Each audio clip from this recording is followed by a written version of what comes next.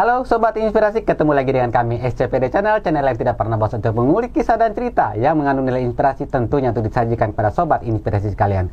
Sobat Inspirasi pasti sudah sangat familiar sekali beberapa waktu terakhir ini di media sosial berseliweran berbagai macam video, potongan-potongan video yang disebarkan oleh Firdaus Bobo yang mengaku sebagai keturunan dari Kesultanan Bima. Dan di samping itu pula muncul berbagai video pula klarifikasi dari pihak istana, dalam hal ini Kak Dewi Ratna Mulisa sebagai keturunan dari Kesultanan Bima juga menyampaikan beberapa potongan video klarifikasi.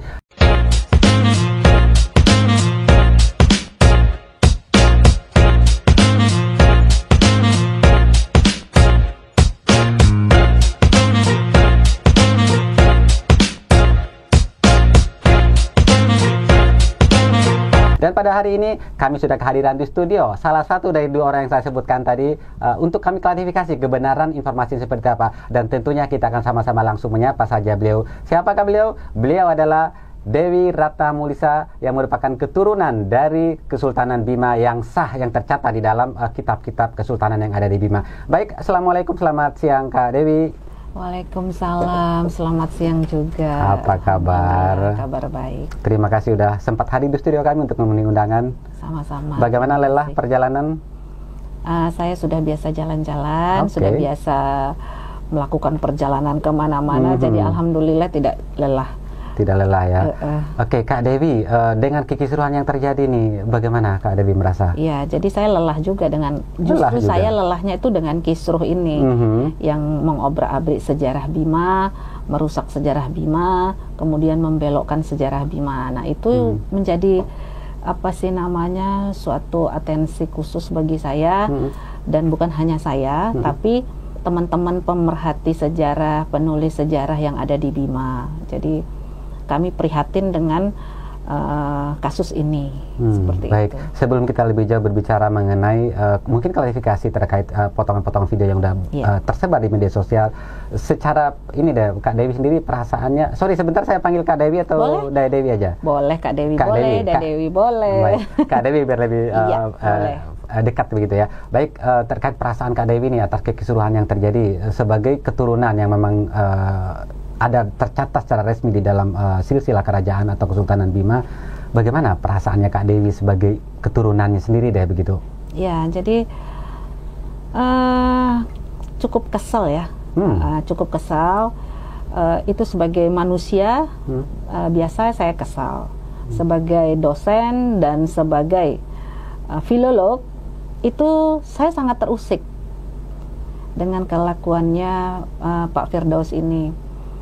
Museum saya itu, Museum Kebudayaan Samparaja, itu berisi naskah. Dan disitulah induk dari sejarah Bima. Jadi sejarah Bima itu banyak diambil dari naskah-naskah yang berada di Museum Kebudayaan Samparaja. Nah, kebetulan saya juga di bidang filologi, yaitu ilmu pernaskahan. Jadi yang mau ngobrak-abrik, yang kita penelitiannya itu terhadap naskah. Jadi saya ini sebetulnya bingung mau menjelaskan kepada orang yang tidak mengerti sejarah, tidak mengerti budaya, khususnya sejarah Bima tuh blank sama sekali. Jadi saya menjelaskannya tuh bingung mau jelaskan dari awal atau dari akhir atau dari tengah gitu, karena dia tidak mengerti sejarah Bima. Makanya harusnya Pak Firdaus ini baca dulu sejarah Bima seperti apa, uniknya Bima itu seperti apa. Jadi jangan mengajarkan kucing itu untuk mengeong, jangan mengajarkan ayam itu untuk berkokok. Baik, sebelum lanjut lagi Kak Dewi, biar Sobat Inspirasi juga gak penasaran, Kak Dewi ini seperti yang saya sampaikan tadi, beliau adalah salah satu keturunan dari Kesultanan Bima. Seperti apa kedudukan Kak Dewi di dalam silsilah Kesultanan itu sendiri? Mungkin bisa dijelaskan dulu ke Sobat Inspirasi. Jadi Sultan Muhammad Salahuddin itu adalah Sultan terakhir ya, dari tahun 1915 sampai 1951.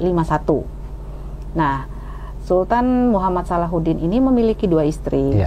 Yang pertama, istrinya itu, permaisuri pertama itu Maryam, Siti Maryam.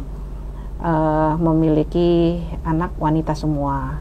Nah, kemudian beliau meninggal, dan kemudian sebelumnya juga beliau menikah, Sultan Muhammad Salahuddin menikah dengan putri dari Sultan Dompu, bernama Siti Aisyah.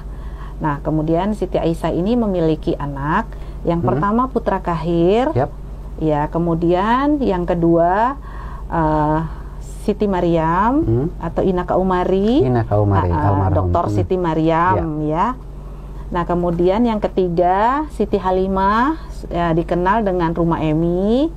Kemudian yang keempat ibu saya, yaitu Siti Jahara. Jadi hubungan saya dengan Sultan Muhammad Salahuddin, saya cucunya. Kakek dan cucu, ya. Iya.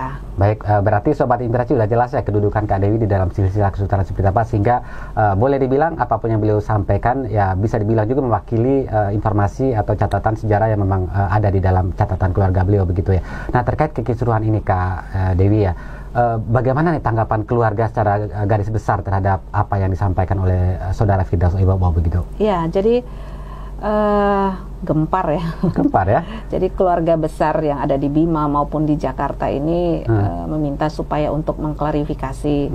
Jadi sebenarnya tadinya kita kan diam saja. Ngapain ini orang cari panggung gitu, nggak usah kita ladenin.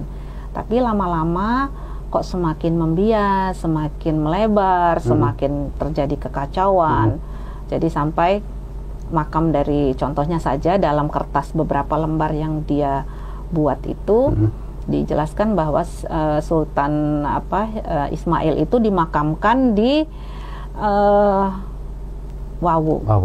Padahal Sultan Ismail itu meninggal dan dimakamkan di pemakaman Sigi. Jadi pemakaman Sultan itu ada dua. Yang pertama itu di Danantraha, itu Sultan pertama, dan Sultan Abdul Kahir dan Sultan Hasanuddin yang dimakamkan di sana. Kemudian yang dimakamkan di Sigi itu Sultan ada tiga ya. Kemudian yang kedua itu Sultan Abil Khair Sirajuddin, Nuruddin, Jamaluddin itu dimakamkan di pemakaman Sigi, Tolobali. Tolobali ya. Iya.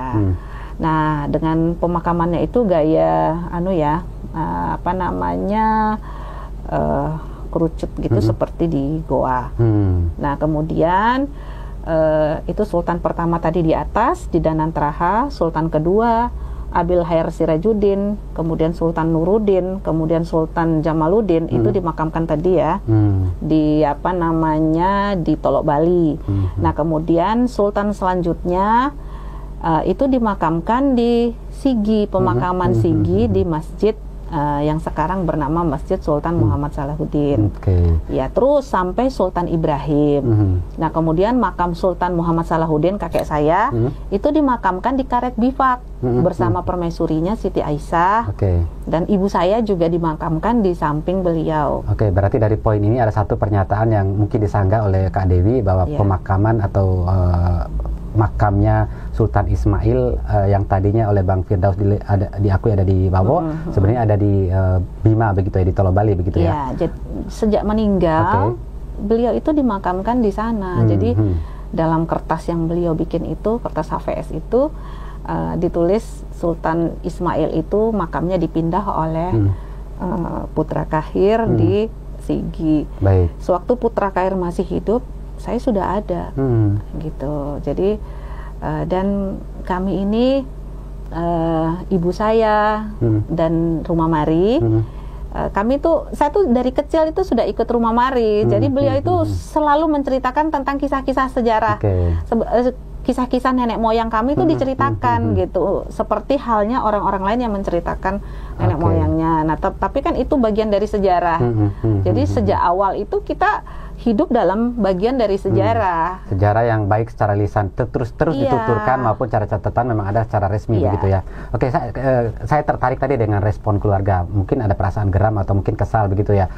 Sebenarnya kesal dan geramnya keluarga itu bagaimana sehingga akhirnya mungkin diluapkan atau diminta ke Kak Dewi yang menjadi tampil di depan sebagai media yang mengklarifikasi begitu. Iya, jadi ini kok gini sih? ini gimana sih kok bisa terjadi begini, ini yang paling apa? Yang paling ini respon dari siapa yang mungkin paling keras kesal begitu? Ya, boleh ada disebut? Sepupu saya, ada adik. Oh, ada adik ya? Ya, jadi banyak gitu. Apa kata adik? Ini saya, ini nih, jadi berapa postingan tuh dikirim. Oh gitu ya, pada akhirnya. Ini juga nih harus digini nih.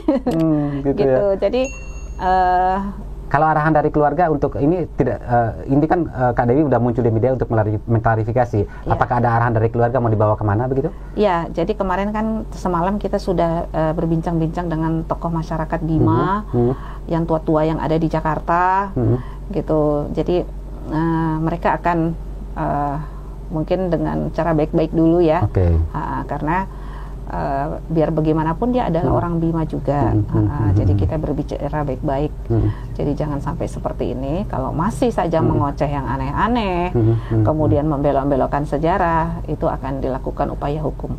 Karena apa yang dilakukan itu sudah menjadi masuk ke ranah pemalsuan silsilah, karena menambahkan atau mengurangi silsilah yang ada, family tree ya, itu masuk pemalsuan. Pemalsuan ya. Adakah usaha dari keluarga mungkin untuk menghubungi secara personal sebelum diobrolkan kemana-mana begitu? Iya, insya Allah untuk menghubungi beliau udah pernah ada? Belum ya. Ya, terus mungkin nanti dari yang ada tim yang akan diutus untuk menyelesaikan ini agar tidak terjadi kekacauan yang meluas gitu. Jadi kalau Firdaus misalnya mau menuntut, silahkan saja. Saya sebetulnya senang ya, kalau mari kita adu data. Ya, jadi data yang ada tuh udah ada di kepala saya, karena itu memang yang kami pelajari. Saya dosen pendidikan kebudayaan daerah Bima.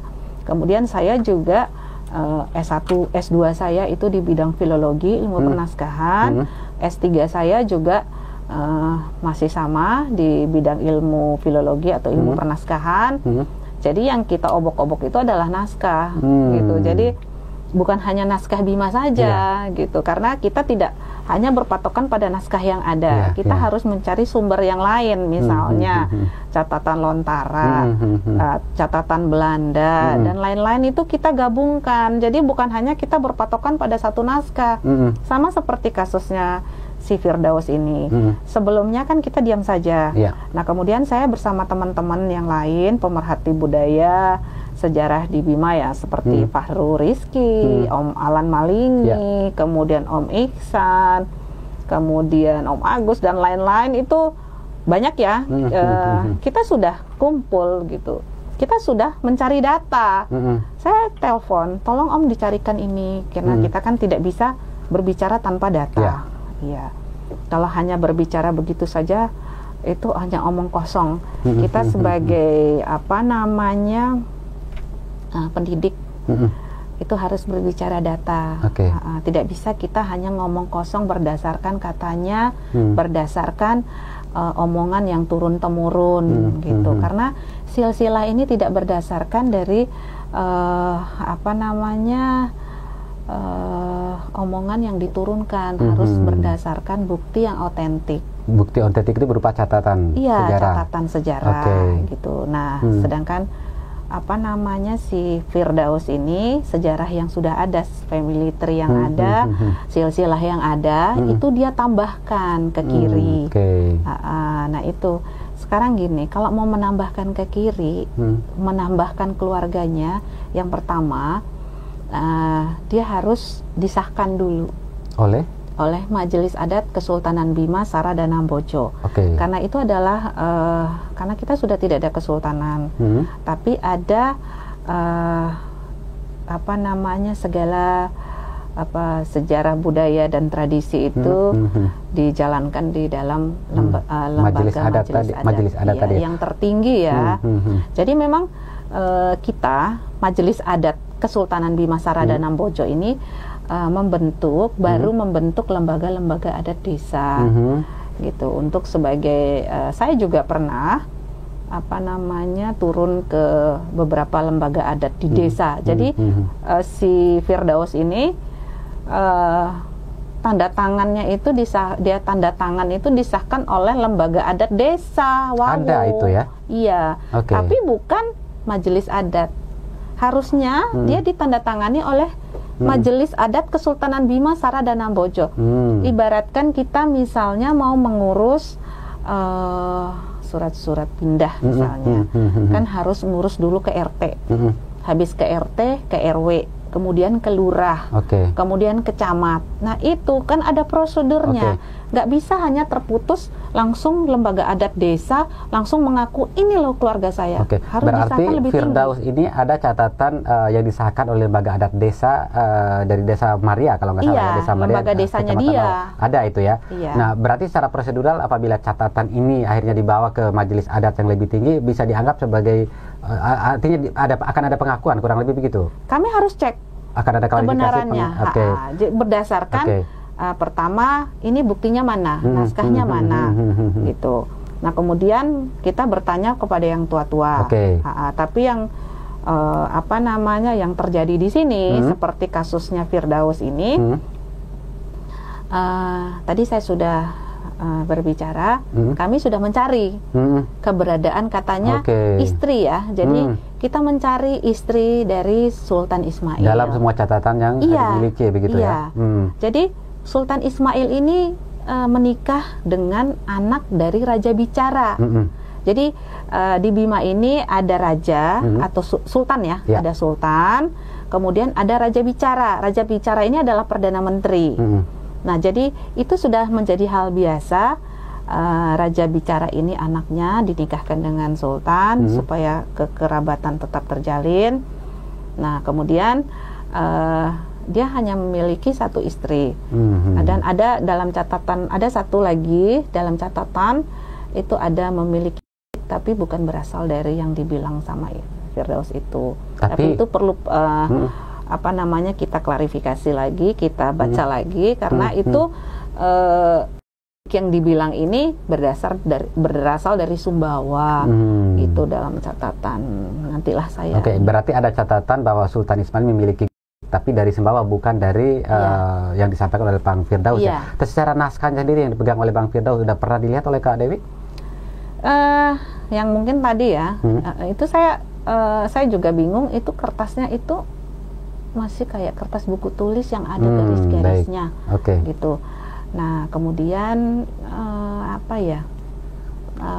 saya tidak melihat itu ada namanya ibunya. Nah saya akan jelaskan sedikit tentang sejarah Bima biar tidak mengalami kesesatan ya.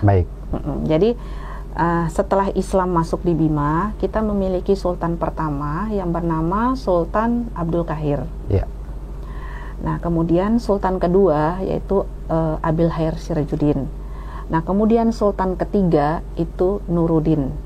Nah kemudian sultan keempat itu Jamaluddin. Saya ya, bukan Sobat Inspirasi. Hanya Jamal ya Kak Jamal. Keempat Jamaluddin. Kemudian yang kelima itu Hasanuddin.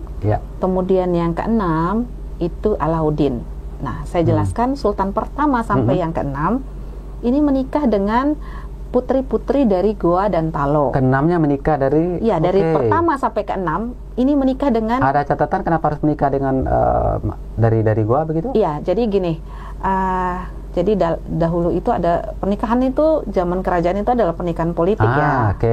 Jadi mereka tuh efektif menikah supaya tidak terjadi perang, perebutan kekuasaan gitu-gitu ya. Nah, terus kemudian Sultan Alauddin ini bercerai dengan istrinya yang dari Goa. Itu ada catatannya. Jadi itu tadi saya pernikahan, kematian, kelahiran, itu semua tercatat. Resmi tercatat. Itu di dalam buku apa kalau Bo ya, Bo yang namanya Bo Sanghaji Kai itu bukan? Ada Bo Sanghaji Kai yang diteliti oleh Rumah Mari dengan Samberloa. Kemudian ada Bo Abdul Kadim yang saya teliti untuk bahan disertasi saya. Kemudian ada juga kita kan juga dicatat tadi karena pernikahan ya, dicatat oleh Lontara. Kemudian dari Lontara itu dicatat juga disalin ulang oleh peneliti-peneliti Belanda seperti itu. Nah, terus kembali lagi tadi ke kesultanan tadi yang jadi tidak efektif lagi ya sampai ke-6 ini tidak efektif lagi menikah dengan saudara-saudara yang di Goa, dari daerah luar ya. Nah, karena ada perebutan Manggarai gitu. Itu dalam catatan sejarah ya. dalam catatan baik itu Bosa Ngajikai maupun Bu Abdul Qadim yang sedang saya teliti. Nah, kemudian selanjutnya tadi ke-6 ya. Selanjutnya yang ke-7 itu Sultan Abdul Qadim. Yang naskah yang saya teliti. Kemudian habis Sultan Abdul Qadim, kemudian Sultan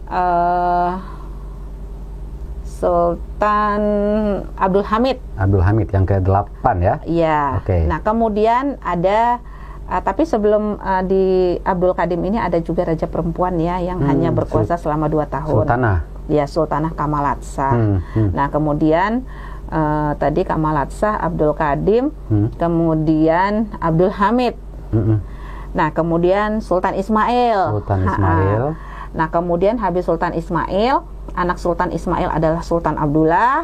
Kemudian habis Sultan Abdullah itu ada Abdul Aziz yang meninggal muda. Kemudian digantikan oleh kakak adiknya Sultan Ibrahim. Nah, sampai Sultan Ibrahim ini saya berhenti dulu. Nah, dari Sultan Abdul Qadim sampai Sultan Abdullah itu menikah dengan sesama raja-raja sepulau Sumbawa. Tidak keluar lagi ya. Tidak keluar lagi. Jadi seperti yang dikatakan oleh Firdaus tadi, neneknya kan katanya berasal dari neneknya dia itu. Nah, itu menikah dengan Sultan Ismail katanya berasal dari Deli Serdang yang entah tinggal di Makassar atau gimana. Itu enggak ada. Enggak ada di dalam semua catatan. Iya, gitu. Saya mau mengadakan bagaimana? Bukan saya ya, bukan atas omongan saya, tapi berdasarkan naskah-naskah. Gitu, manuskrip ya, manuskrip Bima maupun catatan-catatan Belanda nggak ada. Masalahnya tuh kita sudah buka gitu. Kalau mau lihat silahkan datang, boleh menemui saya. Saya sangat senang. Saya itu sebagai dosen itu senang loh kalau orang mau belajar sejarah. Itu saya akan ngoceh panjang lebar karena memang itu pekerjaan saya. Gitu. Jadi saya senang justru kalau mau belajar, ayo saya jelaskan gitu. Jadi dengan alasan apapun dalam kondisi yang saat ini terjadi dengan segala macam barang bukti dan statement-statement itu, jadi pihak boleh saya bilang pihak istana menyatakan bahwa apa yang disampaikan oleh Firdaus adalah tidak benar begitu ya? Iya. Tidak benar sama sekali. Kalau dia mau nuntut silahkan. Malah saya senang kalau dia menuntut, kita adu data. Baik. Gitu. Bang Firdaus, sepertinya dari pihak istana sudah siap untuk adu data nih. Kita adu data. Saya senang sekali. Malah kita buka. Saya ini berbicara berdasarkan data, bukan berdasarkan kemauan saya. Bukan pula katanya begitu ya. Bukan katanya gitu. Kalau tidak ada di naskah, bagaimana kita mau mengadakan seperti itu. Dia juga harus disahkan karena sekarang meskipun ada majelis adat, dia harus disahkan oleh pengadilan. Kalau dia itu adalah turunan, itu yang penting. Dan pengadilan pun akan memanggil saksi ahli. Terus siapa saksi ahlinya? Ya ahli filologi, ahli sejarah. Ya balik lagi ke kami. Lagi ya. Iya. Nah makanya itulah kapasitas saya kenapa saya membantah. Ya karena berdasarkan pengetahuan saya, berdasarkan keilmuan saya. Gitu. Berdasarkan apa yang saya baca, berdasarkan apa yang saya ketahui. Bukannya tidak ada masalahnya mau gimana, saya bingung mau jelaskan. Tapi kok ngeyel banget gitu loh. Artinya secara catatan itu tidak ada lagi tempat lah artinya untuk itu dinyatakan untuk diakui lah begitu ya. Kalau seandainya jalan terakhir nih, mungkin salah satu untuk memastikan bahwa itu adalah keturunan bisa diperiksa melalui gen atau apa sih namanya yang pemeriksaan DNA gitu. Ada kemungkinan untuk itu? Kalau dia mau silakan saja, gitu dengan biayanya dia ya. Kita sih agak ya. Ya kan secara biologi itu kan nggak mungkin bisa dibohongi ya. Kalau catatan tadi ya mungkin ada yang terlupa tercatat oleh ahli-ahli yang terdahulu atau mungkin ada yang terlewatkan begitu. Tapi kalau DNA itu saya rasa mungkin tipis sekali untuk bisa dilakukan pembohongan begitu ya. Kak, terkait apa yang sudah dilakukan oleh Firdaus dan klarifikasi dari pihak istana juga nih, efek yang paling dirasakan oleh pihak keluarga dan kepada masyarakat Bima secara umum itu apa? Bagaimana Kak sebenarnya Kak? Ya, jadi sebetulnya kan tadi sudah saya bilang saya tuh diam aja awalnya gitu karena belum merasa terusik gitu. Terus banyak sekali yang menjapri kepada saya, Ibu ini tolong ini yang benar yang mana, kami bingung gitu. Terus kemudian banyak ya, sudah banyak sekali yang japri, ini yang mana sih yang benar. Kemudian beredar juga di media sosial, ayo dong berbicara, ayo dong gitu, Ibu Dewi. Saya sering ditandain karena orang-orang Bima itu tahu kalau mau bertanya tentang sejarah itu bisa bertanya sama saya. Jadi banyak juga keluarga-keluarga kita di Manggarai, saudara-saudara kita japri saya, Dae ini saya punya keluarga ini, tolong dicarikan gitu. Banyak yang seperti itu. Karena kan semua tercatat dalam naskah. Oke, berarti ada banyak kekhawatiran yang muncul dari berbagai kalangan masyarakat Bima pada umumnya, khususnya mungkin pihak-pihak yang peduli gitu terhadap silsilah dan keberadaan silsilah dari keturunan begitu ya. Nah, kalau di Bima kan keturunan ataupun generasi saat ini dikhawatirkan begitu ya Kak ya. Kan mereka bisa melihat video itu sepotong-sepotong, dan begitu melihat video yang disebarkan oleh Bang Firdaus ini dianggap itu sudah suatu kebenaran, dan bagaimana pihak klarifikasi mengcounter itu, pihak istana dan mengcounter itu dalam arti jangan sampai generasi penerus ini mengakui bahwa ini adalah yang benar begitu. Ya, itulah yang kita takutkan. Kita tidak mengklaim ini keluarga saya, ini bukan, ini berdasarkan catatan ya. Nah, kemudian ada perkataan Firdaus, tidak boleh ini dimiliki oleh diklaim oleh satu generasi atau apa gitu. Jadi sebenarnya gini, uniknya Kesultanan Bima itu garis lurus. Itu hebatnya Kesultanan Bima yang patut kita bangga. Tidak seperti kerajaan yang lain. Kita Kesultanan Bima dari sebelum Islam itu merupakan garis lurus yang tidak ke samping, tidak ke kiri dan tidak ke kanan. Istilahnya itu satu dinasti. Nah, itu bukan kata saya, tapi berdasarkan penelitian Henry Samberloa, gitu, profesor dari Prancis yang memang saya dari kecil, dari saya SD itu Samberloa itu sudah beberapa kali datang ke Bima, dan saya melihat gitu dia mau buka Bosa Ngaji Kai, kemudian meneliti bersama Pak Masir, lalu Masir almarhum, kemudian dengan Ibu Mariam itu mengobok-ngobok naskah itu saya menjadi saksinya gitu.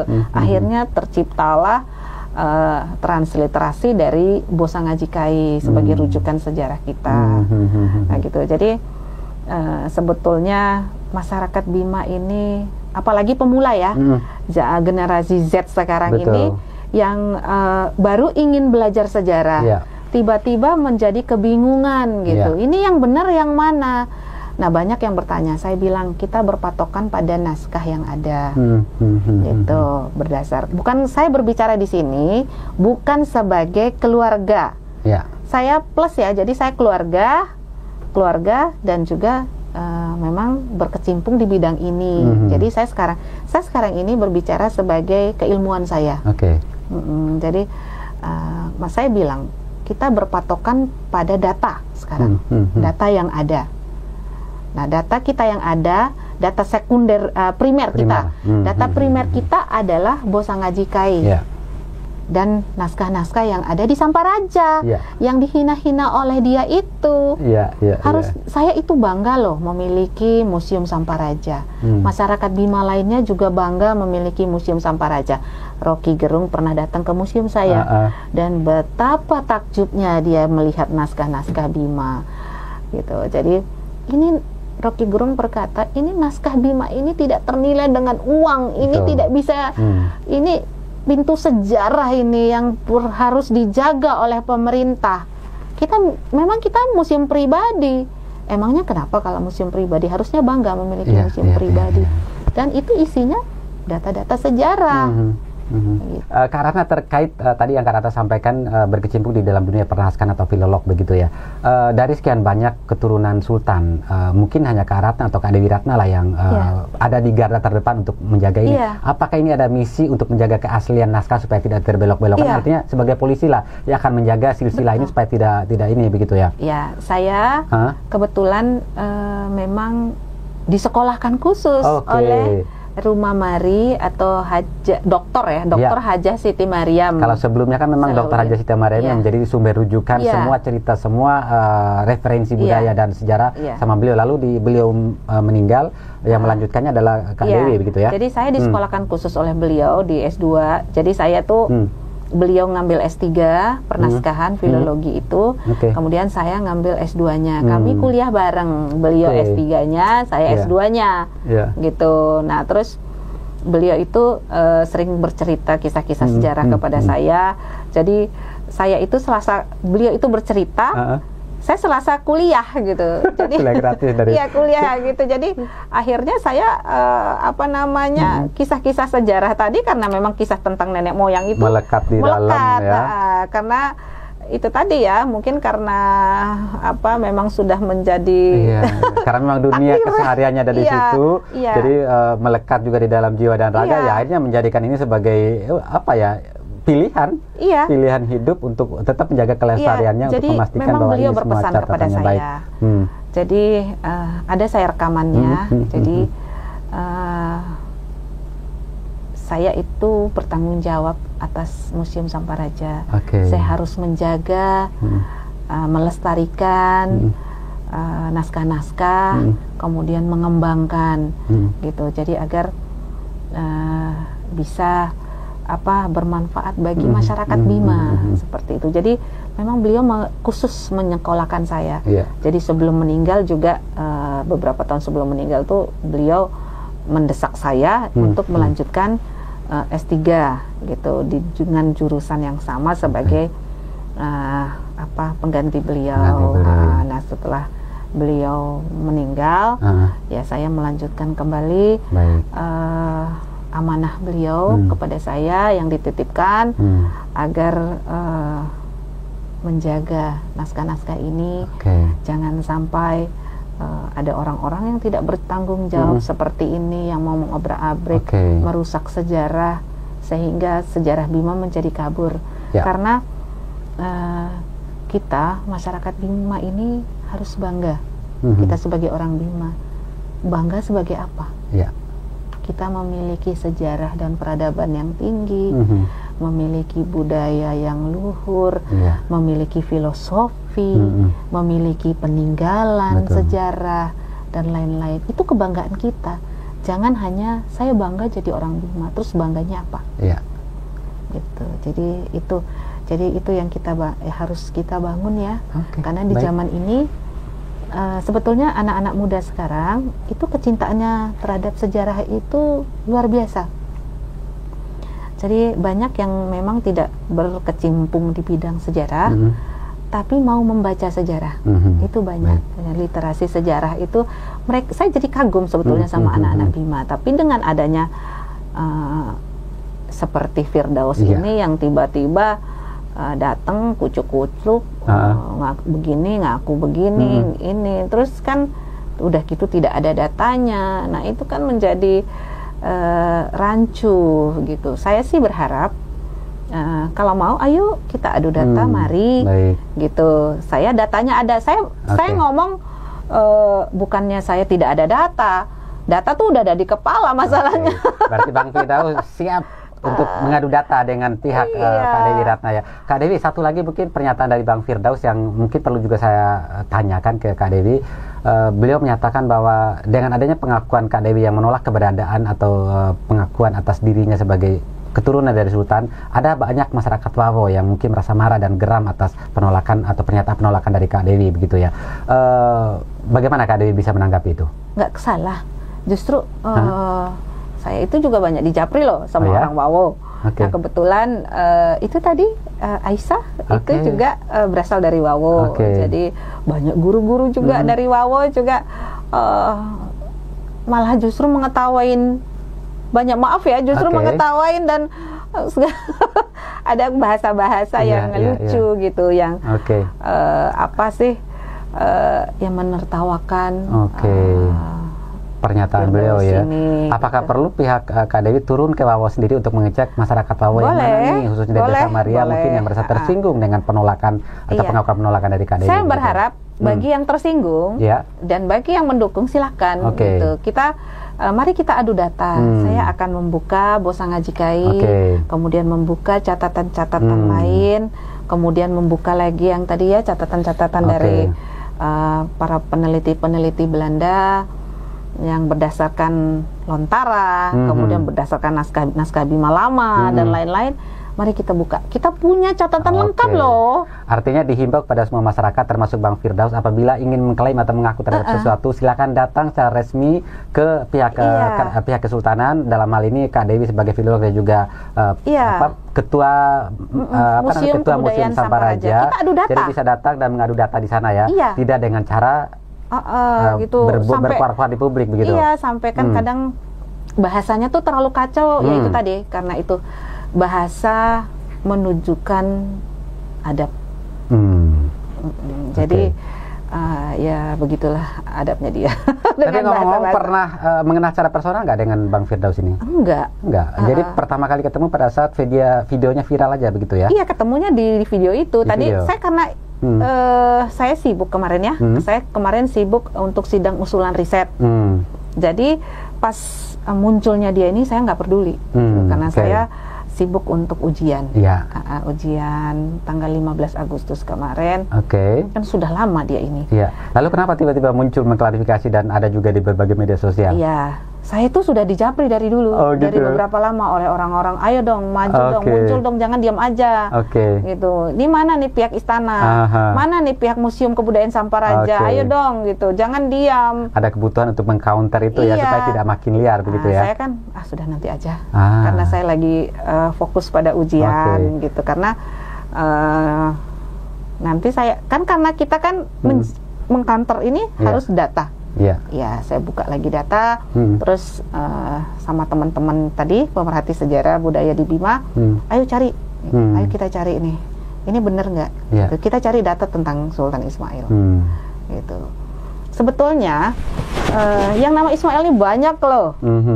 Di naskah saya zaman Sultan Abdul Qadim, itu naskahnya itu terdiri dari surat-surat. Ada 548 surat. Nah, surat itu kan merupakan nota diplomatik, hubungan antara raja dan raja lain ya, jadi dengan Belanda, dengan raja. Nah, nota diplomatik ini juga berisi catatan-catatan sejarah, kisah-kisahnya. Nah, itu kita dari catatan itulah yang menjadi catatan sejarah. Nah, di situ zaman Sultan Abdul Qadim itu ada juga yang bernama Ismail. Nah, ini apakah Ismail itu? Mungkin kayak ke situ sebetulnya saya pikir karena ini mengalami kebuntuan ya.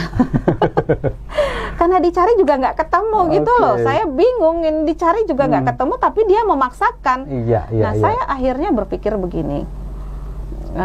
Menurut Kunto Wijoyo, pakarnya sejarah.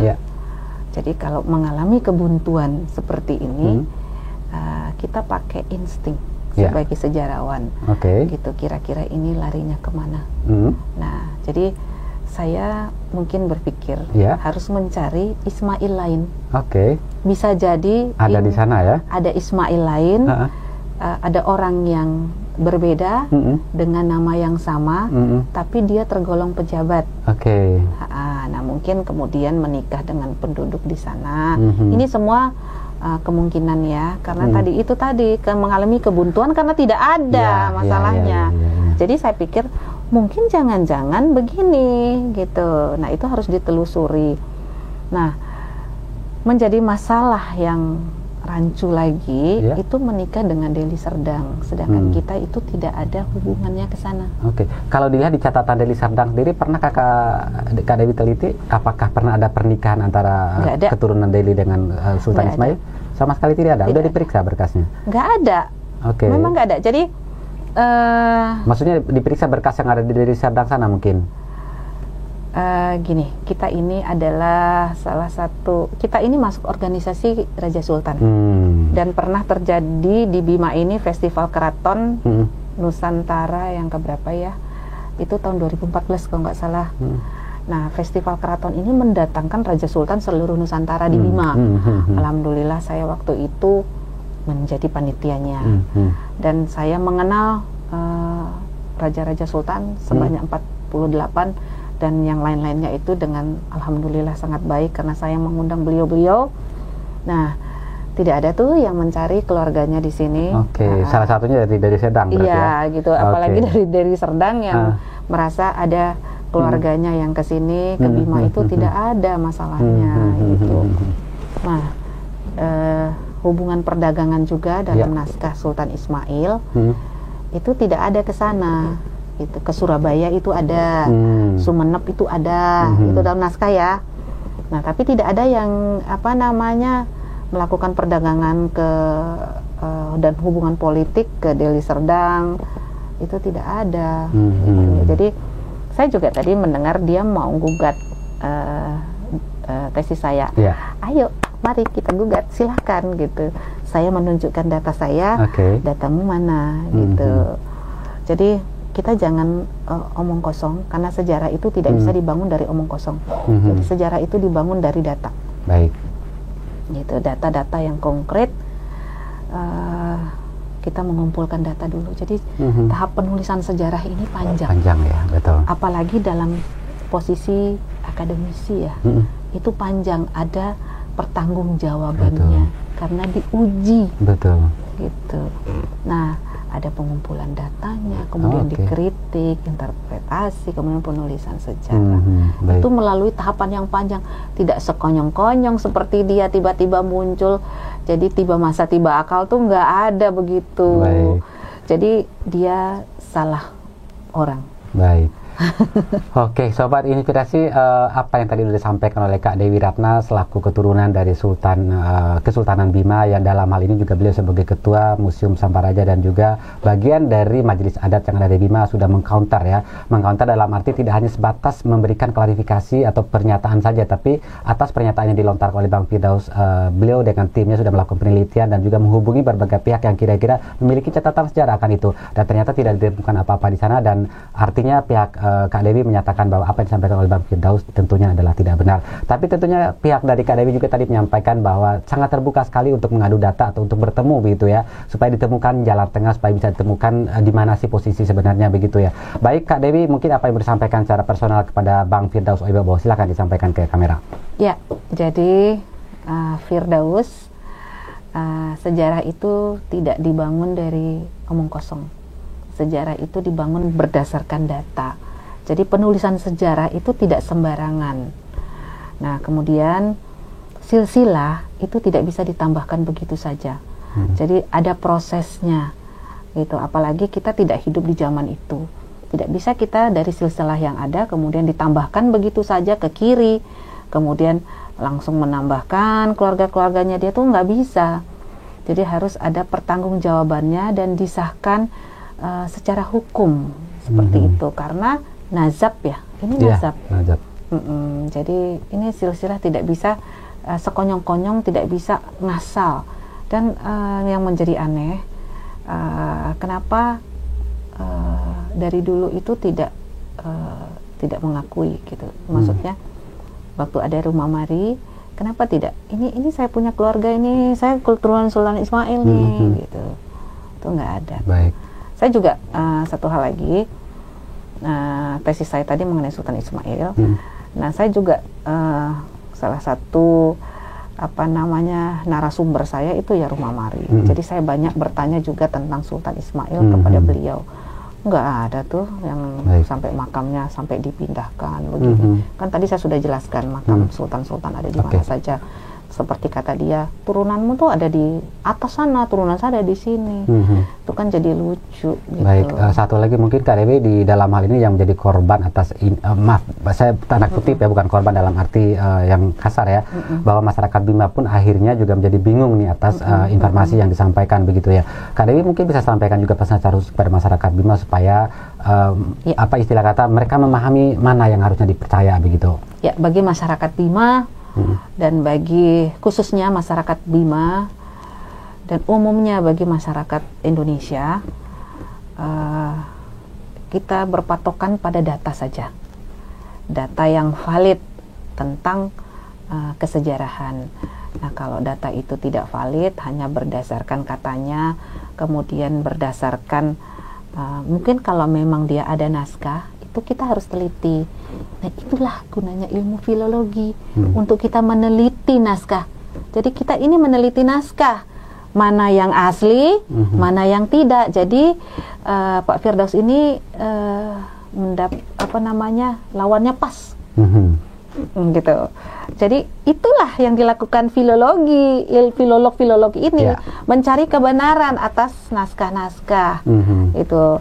Nah, silahkan, makanya saya tadi silahkan mana naskahnya, tunjukkan, saya akan meneliti bersama tim gitu dan lain-lain. Misalnya kita teliti ini dibuat kapan, dari sisi bahasa, kemudian dari sisi aksara, kemudian dari sisi kertas, dan dari sisi antropologi. Itu kita bisa melihat ini naskahnya lama atau baru, ditulisnya kapan. Nah, itu ada ilmunya dalam filologi, ada namanya ilmu kodikologi. Jadi jangan sembarangan karena kita punya ilmu. Baik, Sobat Inspirasi, jangan sampai meyakini sesuatu hal yang belum tentu kebenarannya. Pastikan bahwa data itu adalah betul, baru diyakini itu adalah suatu kebenaran. Kak Dewi, terakhir mungkin apa menjadi sampaikan kepada keluarga dari keturunan sultan yang menurut Kak Dewi adalah sah, kepada keluarga-keluarga, silakan. Ya, jadi bagi keluarga besar saya, kita ini memiliki naskah. Sebenarnya juga bukan untuk keluarga besar ya, tapi seluruh masyarakat Bima. Kita mempunyai data yang valid, data primer. Jadi yang tidak bisa diganggu gugat, itulah sumber yang valid yang kita bisa percayai. Tidak berdasarkan rekayasa, tapi berdasarkan fakta yang ada. Jadi ada pertanggungjawabannya, karena banyak peneliti juga meneliti tentang sejarah Bima, dan itu juga bisa dijadikan rujukan. Jadi tenang saja bagi seluruh keluarga yang ada di seluruh Nusantara, baik di Bima. Mari kita sama-sama meluruskan sejarah Bima. Mari kita sama-sama menjaga agar kita memiliki rasa kebimaan kita, memiliki jati diri kebimaan kita, agar tetap bersatu, memiliki kebanggaan bahwa Kesultanan Bima dan Kerajaan Bima itu memiliki peradaban yang sudah ada sejak abad 10 kita sudah ada. Oke, baik Sobat Inspirasi, kalau Kak Dewi, kalau seandainya nanti dari kami ingin mengadakan pertemuan atau podcast lah, dalam arti ini ada Kak Dewi dan ada Firdaus Soebebo, Kak Dewi bersedia? Boleh. Baik, nanti saya akan coba atur. Mudah-mudahan Bang Firdaus yang mungkin menonton bisa juga menyimak diskusi kami pada hari ini, dan mungkin pada saatnya nanti bisa menghadiri undangan podcast kami untuk sama-sama berada di studio bareng Kak Dewi ya. Bawa data. Baik Sobat Inspirasi, saya rasa kulikan kami terkait isu yang sedang gencar di media sosial beberapa waktu terakhir ini saya rasa sudah cukup dari narasumber kita Kak Dewi Ratnamulisa, dan kami sangat berharap apa yang kami sampaikan ini bisa menjadi nilai inspirasi buat Sobat Inspirasi. Tidak ada niat kami untuk menjustifikasi, tidak ada niat kami untuk memprovokasi ataupun mengintervensi ataupun dalam hal ini mendiskreditkan seseorang, tapi dalam rangka ingin mencairkan atau ingin mengklirkan masalah dari sudut pandang yang ada saat ini, yaitu Kak Dewi Ratna, dan tentunya kami membuka kesempatan juga untuk Bang Firdaus untuk menyampaikan pandangannya di podcast kami. Sobat Inspirasi, terima kasih atas perhatiannya. Sampai ketemu lagi pada podcast kami berikutnya. Terima kasih. Assalamualaikum warahmatullahi wabarakatuh. Terima kasih banyak Kak Dewi. Sukses selalu. Mudah-mudahan segala perjuangannya mendapatkan jalan yang terbaik begitu ya. Dan kekisruhan ini juga cepat berakhir. Amin. Oke, terima kasih banyak. Oke, Sobat Inspirasi. Bye-bye.